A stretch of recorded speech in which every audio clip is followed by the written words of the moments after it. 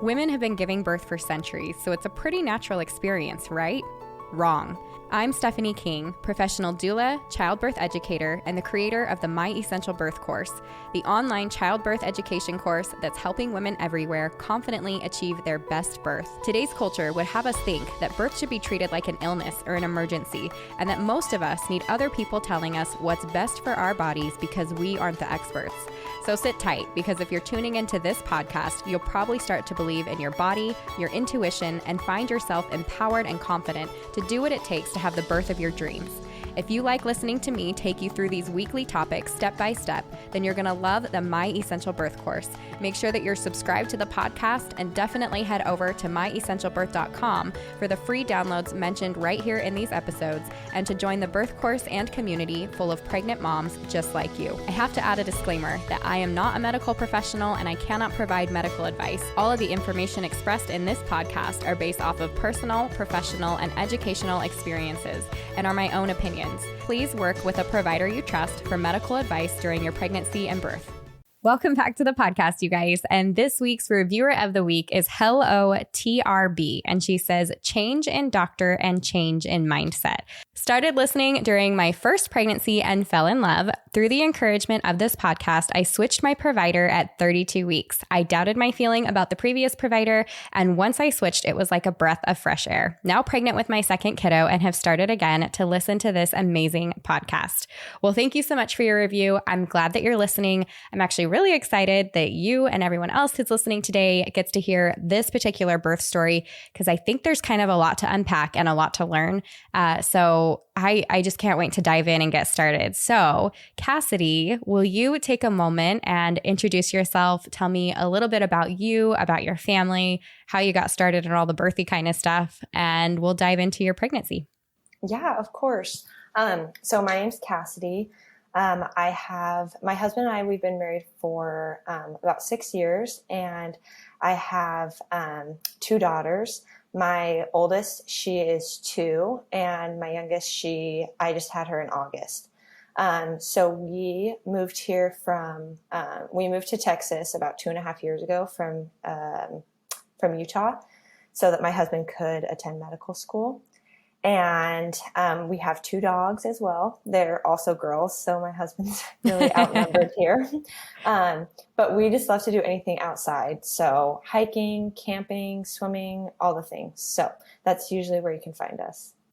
I love it. I didn't realize you guys had come from Utah too. So yeah, stay with me after, and I want to chat about that. Yeah. Yeah. So you went to Texas, we went to Florida. We were actually looking at either one of those places for many reasons, but mostly heat and humidity and palm trees. So yes. I would have chosen Florida too, quite frankly. Well, I love it. I'm so excited you're here with us today. I actually just reread over your story before we got on, not just to refresh my memory, but I'm like, it's so powerful. So I wanted to, as you go through this, like, I can't wait for women to hear just kind of what you've been through and the empowerment, confidence, all that stuff that you can bring to the table for, I think, women that are coming up. It's going to be really powerful for them to hear. But will you start me off with like your pregnancy? And I don't know if you want to give like a quick synopsis of like how the first one went and you want to dive into this one, or if you just want to really focus on this last pregnancy.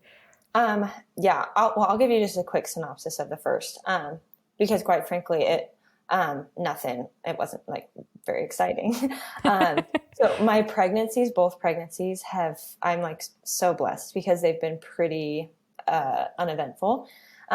So I get some sickness just if I smell certain things, but otherwise I feel really pretty good. I enjoy being pregnant. It's, I don't really have anything too much to complain about.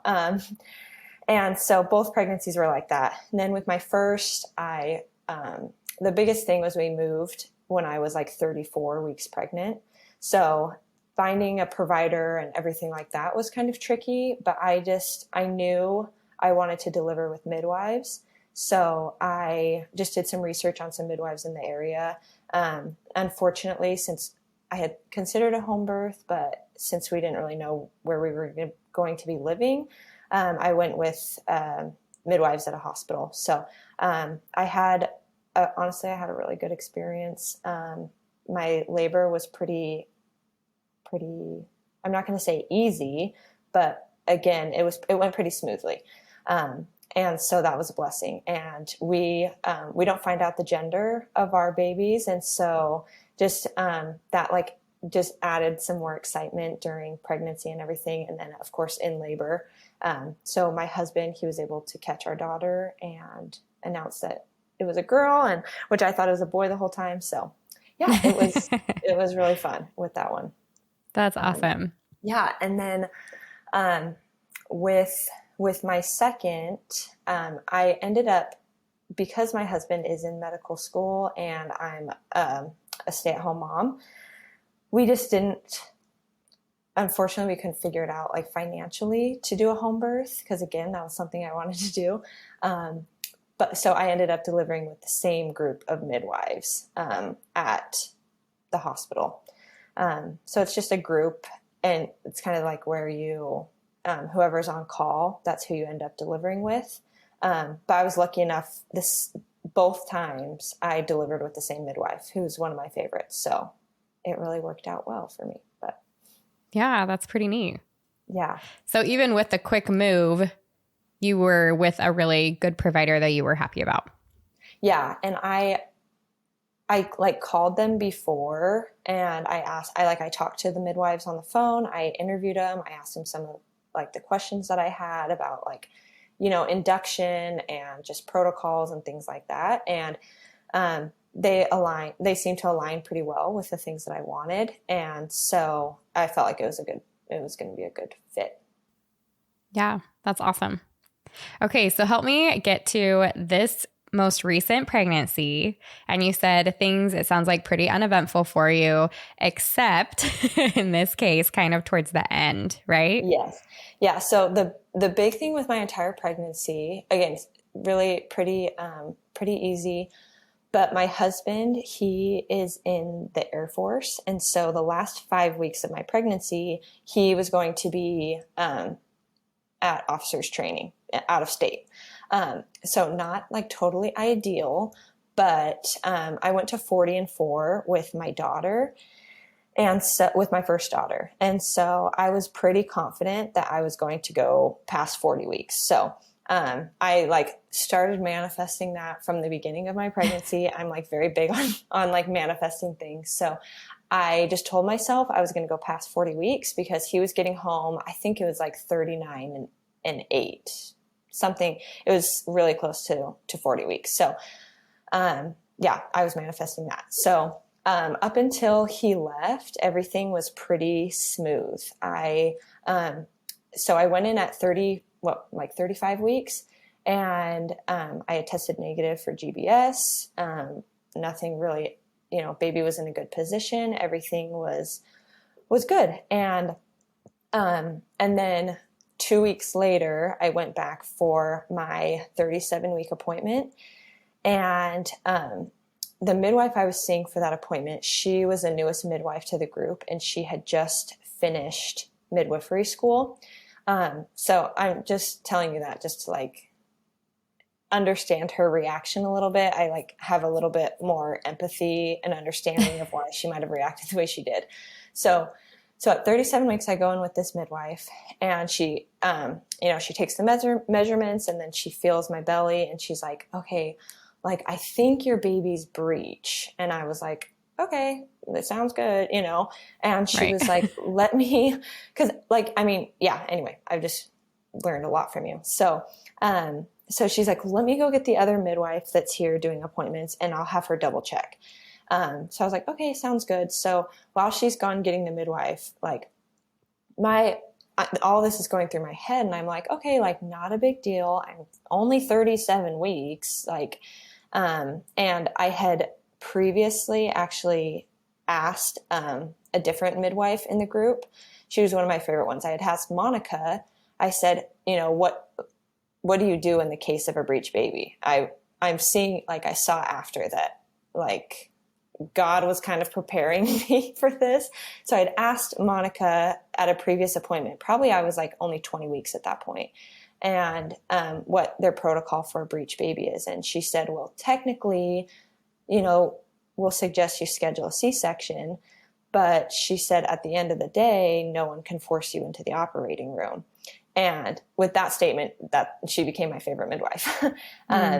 Because, and she told me about an experience, how just a few months prior, she had a mom come in labor, baby was breech. She said she did not want to get a C-section. So they delivered the baby breech. And she's like, it was not something we were used to, but we did it and all was okay. And so kind of all of that's like going through my mind that I'm like, it's not really a big deal. So the midwife that I had the appointment with comes back with the other midwife, and the other midwife does confirm. She's like, okay, your baby is breech. And again, like, I'm like, okay, no big deal. But immediately, like, the whole, like, feeling in the room changed. And this midwife, the one who had, recently graduated, she was like, okay, so this is what you're going to do. Like, at 38 weeks, you need to go to the hospital and get an ECV done. And they do it at 38 weeks because you're considered full term, but also it can be very painful and put a lot of stress on you and the baby, and it could put you into early labor. So they want you to make sure you're full term, but like, don't worry about the pain, because they can give you an epidural for that, or like a shot in your belly. So don't worry about that part. And if the ECV works, they might just decide to induce you right there. But if it doesn't work, well, then you'll just have to kind of schedule a C-section. And she's telling me all this, and I'm like, all of a sudden I'm in tears, because I'm like, 9 months pregnant, and my husband's still gone. He's supposed to be gone for another 3 weeks. So the idea of like all of this happening without him was just kind of a lot. And so that just kind of initially, like, my initial reaction was to just like put a huge damper. It like threw a wrench into my whole birth plan, because like a C-section wasn't really even on my mind. But luckily for this pregnancy, I hired a doula, which I didn't do with my first. My first, I was like, oh, I'll just have my husband be my doula. And don't do that for your first. Maybe for like a subsequent pregnancy. He was great, but he also had no idea, what was going on. So, so my doula, I actually ended up having an appointment with her later that afternoon. And she had the conversation with me that, I should have had with my midwives, where she was like, look, you're only 37 weeks. This is your second pregnancy. Your first one, your baby was head down, a natural vaginal delivery. Baby was just head down at 35 weeks, like all of these things that were working in my favor. And she had all these resources for spinning babies and chiropractors and things like that in the area that could help. So that was huge. And so basically after that, I was able to like process things a little bit better. And I remembered, I was like, like what you teach in the birth course, like the BRAIN acronym, like the benefits and risks. And what if you just decide to say no to what your provider suggests? Or I don't think that's it. I can't, is the no, the N? Yeah. I think it needs, N okay, is no, or needs more time. Yeah. Right. Okay. So, and so because of that, I just took a step back, and I was like, okay, this isn't an emergency. I'm healthy. My baby's healthy. There are 100% obviously situations that, call for C-sections and induction and things like that. But for this particular situation, I felt that the more time I had, the better, like time, the better, because I could spend more time getting my baby to flip. So I decided my plan C was, I did end up scheduling an ECV at the hospital. After I called and scheduled the appointment, I didn't feel great about it. Just like some of the things that they wanted me to do, some of the suggestions they had, but I was going to choose that over obviously like doing a C-section, at least for me personally. And so then I just kind of got to work getting this baby to flip. So I started doing the spinning babies protocol, and I basically like lived on my hands and knees with my toddler, and in an inverted, I did like the invert, which I had done those before, but obviously this baby she had other plans. So I was just, doing all the things I could. And then I also decided to tell everyone I knew in the birth community that I had a breech baby, because I was like, there is someone out there I know that can help me with this. So I ended up texting one of my friends, and she's a friend that introduced me to this podcast. And so she had just had her third baby, and it was her first home birth, like 2 months before. So I texted her, I said, hey, like, what does your home birth midwife do about breech babies? Like, does she deliver breech babies? I'm like, I don't know what I'm asking exactly, but I just, I need a little bit of direction. She's like, I'm not sure, but I'll give you her contact information and you can text her. So I ended up texting her home birth midwife. Her name's Jamie Hinton. So if anyone listening is in the DFW area and you need a home birth midwife, she's phenomenal. She is like literally an angel. So I texted Jamie, and she does not deliver breech babies, but she said, 90% of the time I can get babies to flip. And so she said, I do ECVs out of my office. And I was like, okay, perfect. Please put me down. We'll do that. So she, at this point too, she was like, by the time I go in, I was like 38 weeks pregnant, and she's 30 weeks pregnant with her sixth. Like, I'm not a client of hers. She owed me nothing, but she's just so passionate about helping women. And so she ended up scheduling me in anyway. So it was just wonderful. So I'm driving to this appointment to have the ECV, and I'm like, I brought my headphones because I'm ready to listen to like my birthing affirmations, like, and breathe through this like it's a contraction. So she, when I get there, she lays me on the table and feels around. And at that point, baby was transverse. So her head, whatever, it doesn't matter, but she was transverse. Baby was transverse. So no, you can explain that. I think that's a great, you're going to say transverse, and women might not know what that is.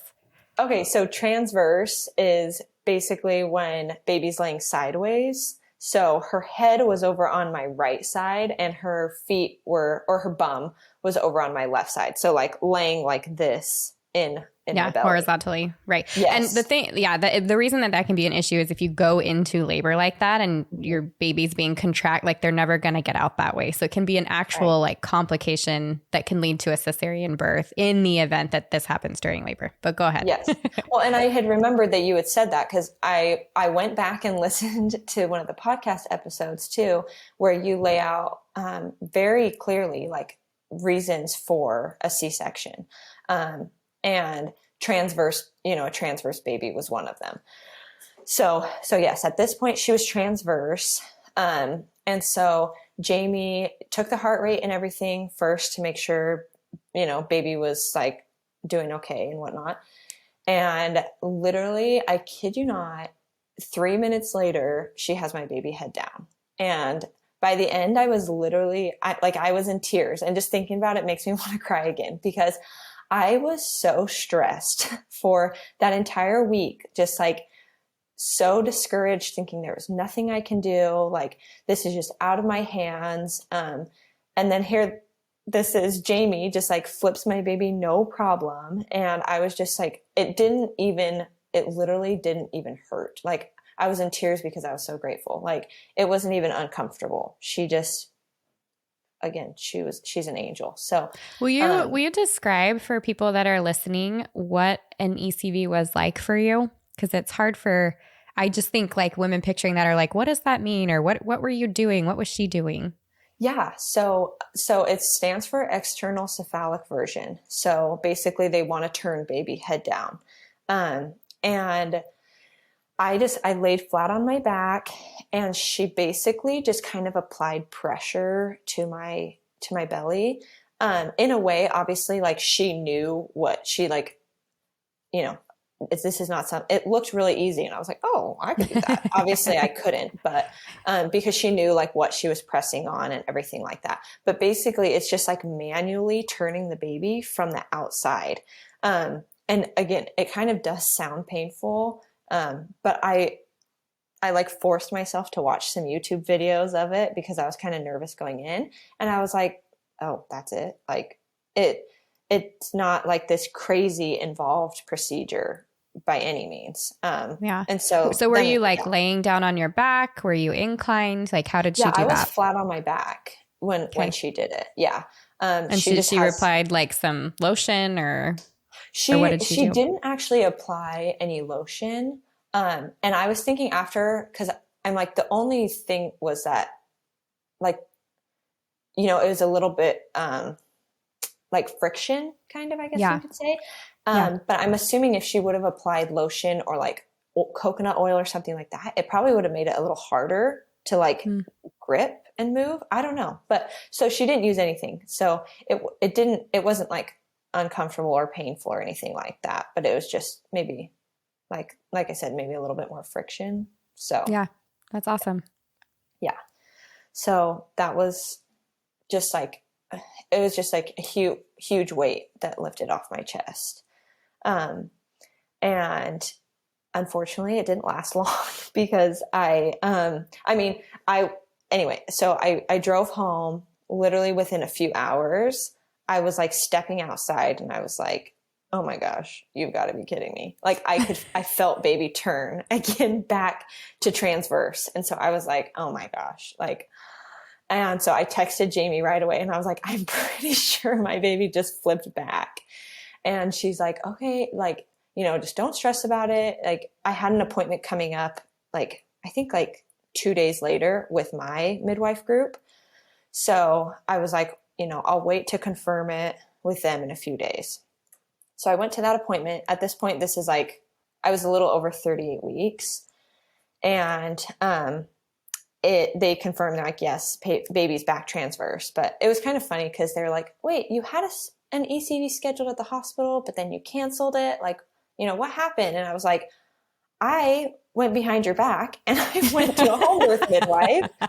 And it's kind of funny because my group of midwives actually they all know Jamie Hinton. That's awesome. Yeah. Like they know each other, and Jamie's actually really good friends with a few of the midwives in this group. And so, yeah, I was like, I was kind of annoyed you guys didn't tell me that Jamie did ECVs in the first place. Like, me, I'm not one to like want the hospital. So, anyway, she wasn't like thrilled that I did that, but I was. And so, so she's like, okay. And I did explain to this midwife, cause she was the one that came in at my 37-week appointment and just confirmed that baby was breech or transverse breech. Yeah. So she saw the whole conversation of what went down. And I just explained to her, I was like, look, that conversation should have gone very differently.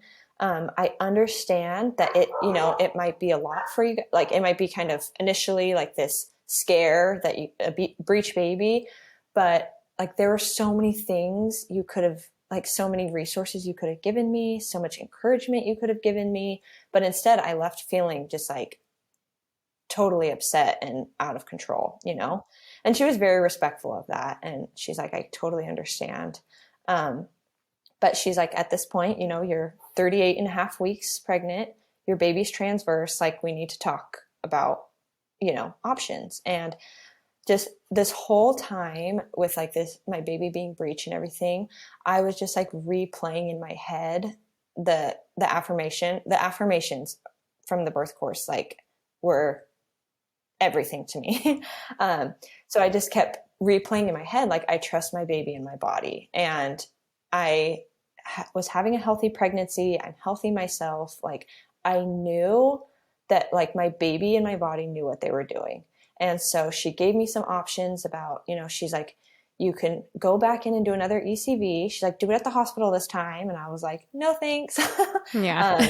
But she's like, if you did it at the hospital, they might, if they get baby head down, they might choose to induce you right there. So, cause unstable Y, and they use all these scary terms sometimes. And I just like very respectfully, I just told her, you know what, honestly, like I think my baby knows what they're doing, and I'm just going to ride this out, and I'm going to continue doing everything that I can to get this baby to flip. But like, I'm not going to stress about it. So, I texted Jamie after that, and I told her, I was like, look, my baby's breech or transverse again. And she's like, no problem. Like, we can schedule another ECV. Like, I can wait until you're 39 weeks and do it then. And, but in the meantime, I was like, I really need to go to the chiropractor, I think. So, my doula had given me a list of chiropractors in the area who, were certified in the Webster's technique. So I went to one fairly close, and that week, I went to the chiropractor 2 times. And then when I went back in with Jamie, it was a little after 39 weeks to have her do an ECV again. I laid on the table, she felt around, she's like, oh, baby's head down. And I just like felt this huge sigh of relief again, because like my baby was able to get her head down all by herself. And then Jamie was like, you know what? She's like, I think your body just knew like you weren't ready to go into labor, and your baby was feeling that too. Like, your husband's gone. You've been telling yourself your whole pregnancy, you're going to go past 40 weeks. Like, your baby and your body knew that. So I think they were kind of just getting comfortable. And she's like, at this point, your baby's like, oh, I know, like, dad's coming home. I'm going to get ready and I'm going to prepare for this. And that was just like so powerful to me, because she made me feel like, my baby knew what they were doing. Everything was going to be okay. So then from that point forward, my baby stayed head down, and I was pregnant for another like 2 weeks. That's awesome. And I want to speak to a couple of things that you've talked about. First of all, I think it's really important when we're talking about, okay, I have a breech baby, what the options really are. I love that you not only knew your options, but you reached out for more support into different areas. The other thing, like kind of side by side with that, is different providers are going to have different success rates at turning babies. Some are skilled at it and some just aren't. And so finding a provider that when she says 90% of the time I can get this baby to flip, heads up, anybody in that Dallas-Fort Worth area, go there. Tell her sorry in advance in case she is like inundated with. I asked her if I could say her name, and she said, okay. She told me I could say her name. So okay, well, and we'll put her information in the show notes for sure. But your provider matters for a lot of reasons, and different providers are going to be skilled in different things. And so when you're looking at ECV, that's something I'm going to tell you right now. If you're listening, different providers are going to be able to flip those babies better than others, and it might not be your provider.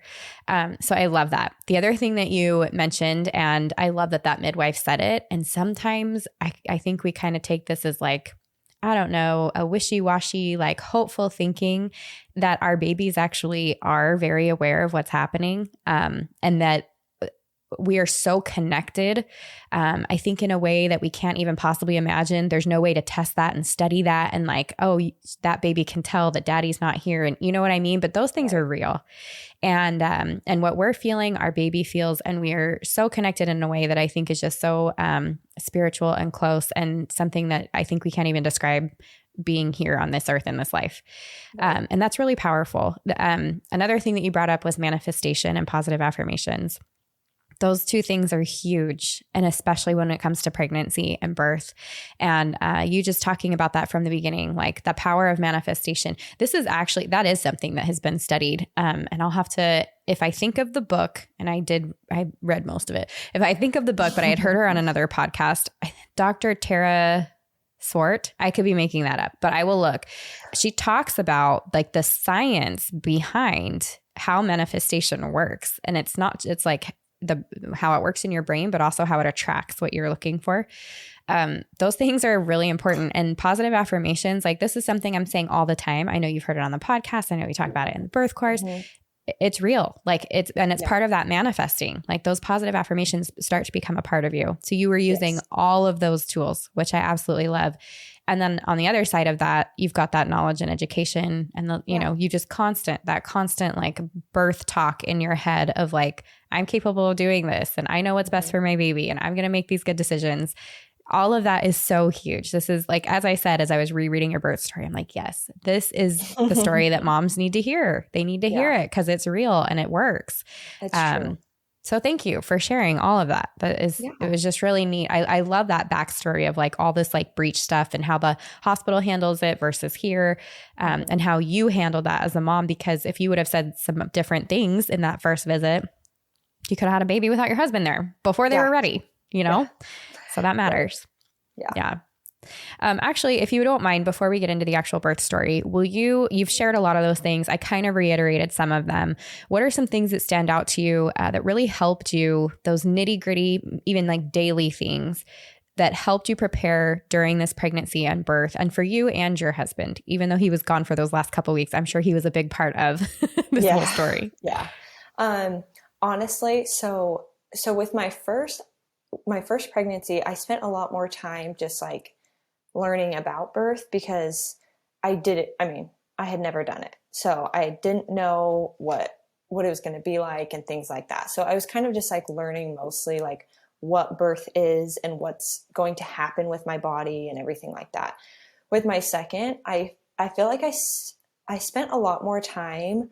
I still, of course, did your birth course, but I felt like I spent a lot more time reading positive birth stories and just like Ina May's book, you know, the first half is all birth stories. And then listening to birth stories on the podcast and things like that. I feel like that was so helpful to me because it gave me like real life examples of different situations that can pop up. And like that, you start to learn, you know, I told my husband, I was like, if my baby has shoulder dystocia, like I'm going to be on all fours. So I can, because I learned that in Ina May's book and things like that. And so those real life experiences helped a ton. And then, listening to, like I said, I listened to those, the birth affirmations every night as I fell asleep, because I wanted to like associate the affirmations with like being relaxed, like in a relaxed state. So I listened to those every night as I fell asleep. And those, like I said, just gave me a ton of encouragement and empowerment. That's awesome. Did you happen to do the 3 exercises? You were kind of talking about how like you were doing the inversions and stuff too. Yeah. So it made me curious. I did. I was so good about the squats. I will admit at the beginning, I wasn't good about the inversions because I was so congested during my pregnancies. Oh yeah. It was so that's annoying. A real thing. So anytime I would go upside down, I like couldn't breathe it's only for like 30 seconds, but I just kind of got lazy if I'm being quite frank. So I didn't do the inversions as much as I should have. And that showed, I guess. No. Oh, good heavens. No. I'm just kidding. But yeah. That's awesome. Thank you. Okay. Take us through the birth, if you will, kind of from that first contraction all the way through to giving birth. Okay. So so I went to 41 and 1. So again, I had plenty of time to get that baby to flip. But I woke up, it was Wednesday morning and I woke up a little bit after midnight to go pee.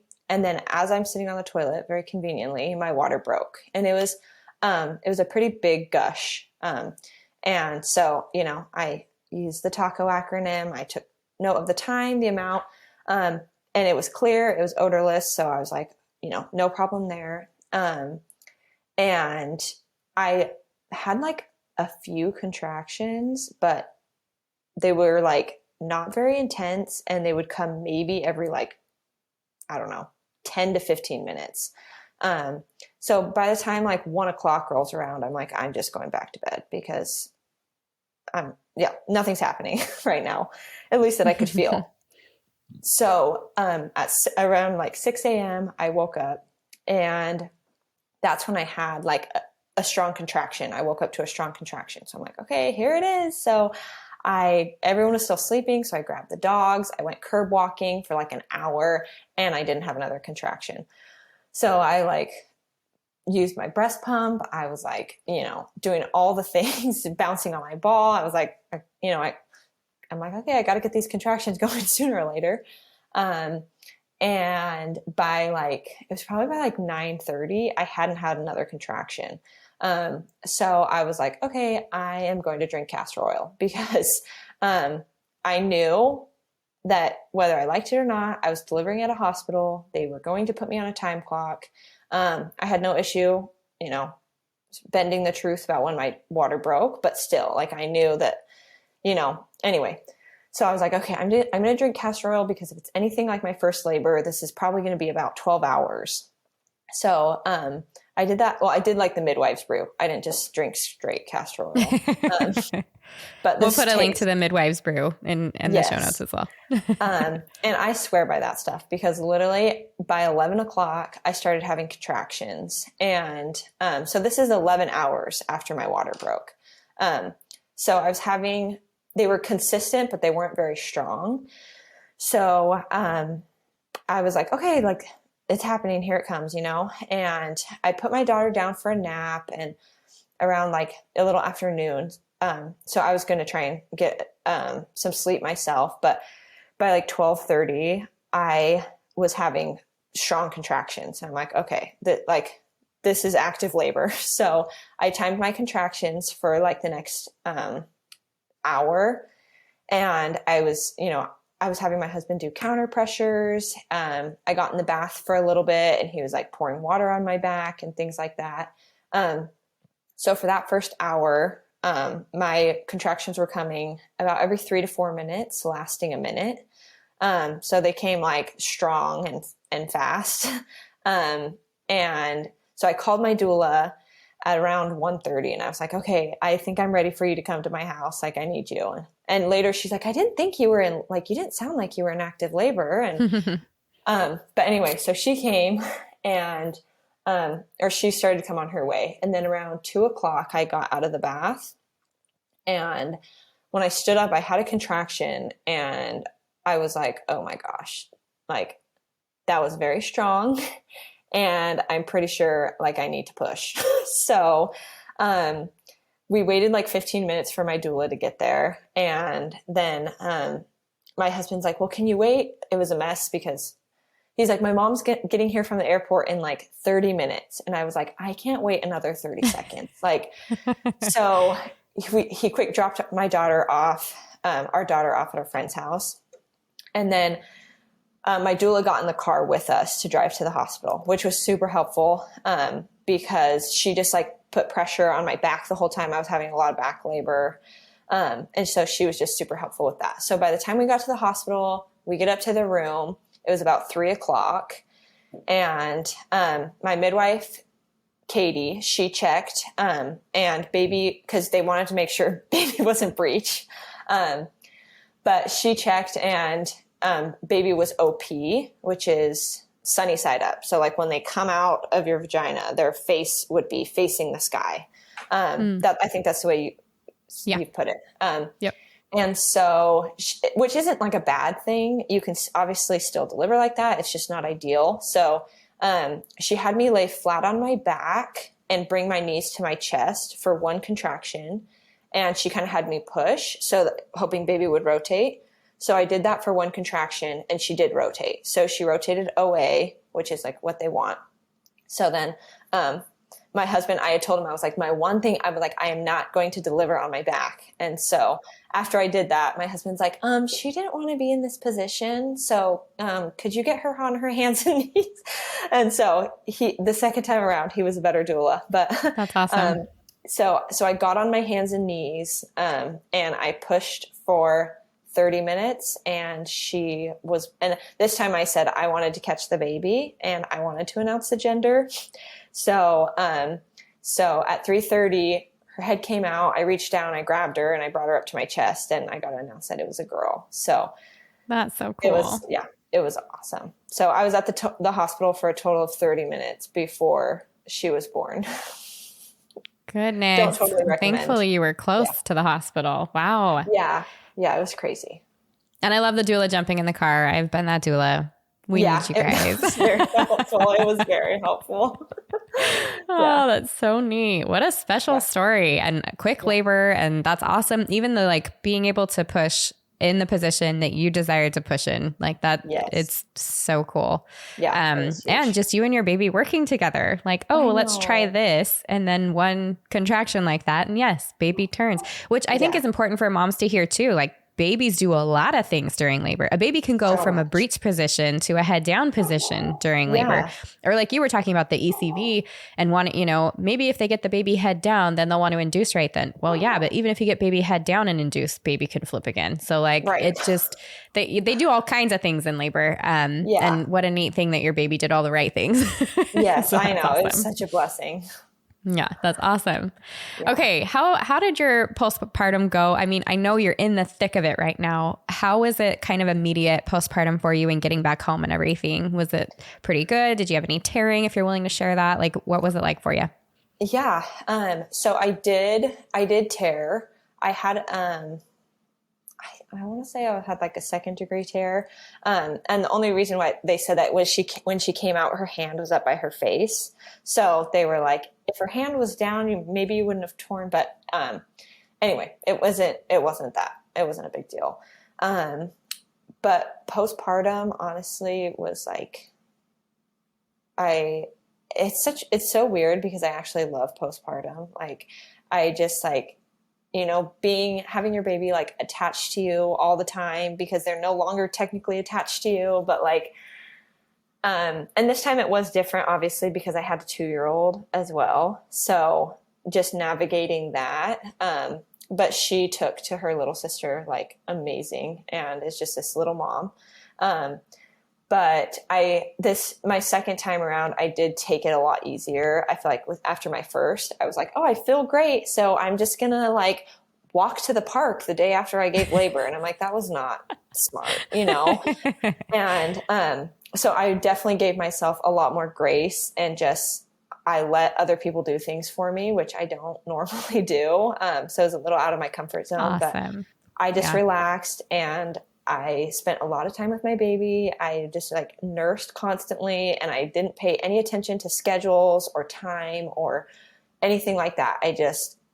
I wanted to be, you know, I was there for my baby, which was, I feel like made it a lot easier this time. Yeah, that's awesome.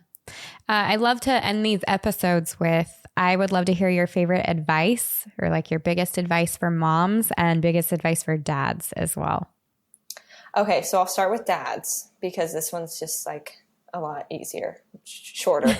But dads, just trust your wives. Like, women are amazing, and if your wife says like she wants to give birth at home or at a birthing center or somewhere not at the hospital, support her in that because that's so huge. And I'm so lucky that despite my husband's medical background, he is my biggest cheerleader and he just never doubted me for a second.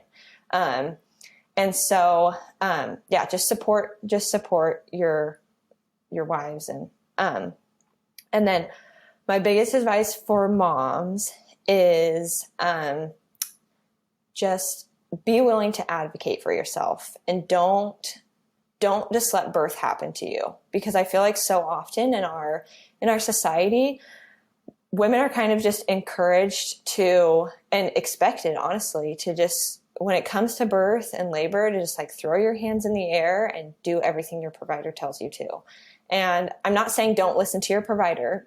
You know, they obviously are very well trained, but lean into your intuition because it's so powerful. And, you know, instead of spending 9 months perfecting your baby registry, spend 9 months learning everything you can about birth and, listen to positive birth stories and, research topics like GBS and, induction, Pitocin, and things like vaccines, everything. And the beautiful thing is your podcast in your birth course puts all this information and more into one easy place. So it's amazing what you're doing for women. And you have made such a huge impact on not only my life, but I know so many people's lives.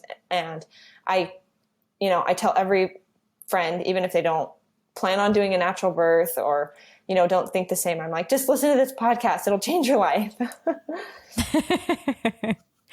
That's awesome. Thank you so much for sharing your time and being vulnerable with everyone listening today, and for your advice for moms and dads. As you're saying all those things, I'm just like over here, like silently cheering so loud. I'm already, there's going to be a quote there just when you're talking about perfecting your registry. Instead of doing that, learn everything you can about birth. Yes, I could not have said that better myself. So 100%. I thank you so much. This story I know is going to serve many, many hundreds of thousands of women. So I really appreciate your time today. Thank you so much, Stephanie. I really appreciate it. That's it for this week, but make sure you subscribe to the podcast so that you get notifications first as I drop a new episode every week. And don't forget to head over to myessentialbirth.com for all of the free downloads mentioned here and to join the birth course and community serving pregnant moms just like you. If you enjoyed this and other episodes, I would love it if you would take a few minutes to leave a review on Apple Podcasts. I read every single one and include one at the beginning of each episode. See you next week.